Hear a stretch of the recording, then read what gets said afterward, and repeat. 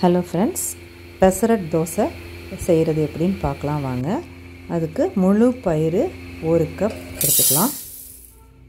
ஒரு அரை கப் இட்லி அரிசி அதையும் அதோடு சேர்த்துக்கலாம்.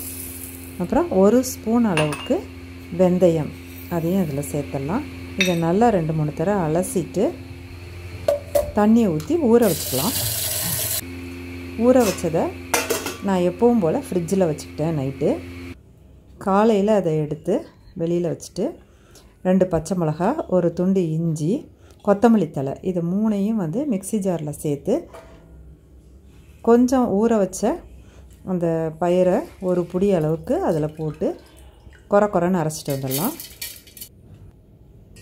இப்போது பாக்கி இருக்கிற பயிறு, அரிசி, வெந்தயம் இதை சேர்த்து இதோட தோசைக்கு அதோட ஜீரகமும் 1 ஸ்பூன் சேர்த்துக்கலாம். இப்போ தோசைக்கு ஊற்றுற அளவுக்கு அதை கொரன்னு அரைச்சிட்டு வந்துடலாம். ரொம்ப நைஸாக அரைக்கணும்னு அவசியம் கிடையாது. இப்போ அதில் தேவையான அளவு உப்பு சேர்த்துங்க, நல்லா கலந்து விட்டுக்கலாம். இப்போ நம்ம அதுக்கு சைட் டிஷ் சட்னி ரெடி பண்ணிக்கலாம்.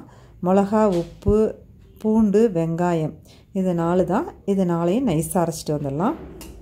இந்த பூண்டு சட்னி தான் இந்த பெசரட் தோசைக்கு சூப்பராக காம்பினேஷன் நல்லாயிருக்கும். இதில் எண்ணெயை ஊற்றி கலந்து விட்டுங்க, தாளிக்கணும்னு அவசியம் இல்லை.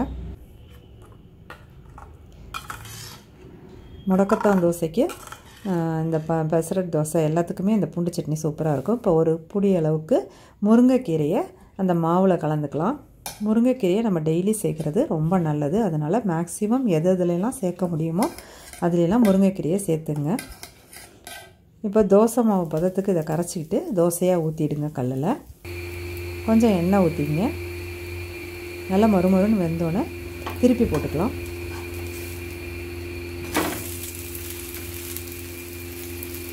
சூப்பரான பெசரட் தோசை ரெடி ஆயிடுச்சு.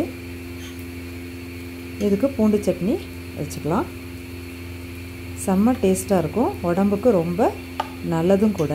இந்த வீடியோ உங்களுக்கு பிடிச்சிருந்ததுன்னா லைக் பண்ணி, கமெண்ட் பண்ணி, சப்ஸ்கிரைப் பண்ணி, ஷேர் பண்ணிவிடுங்க. Thank you friends.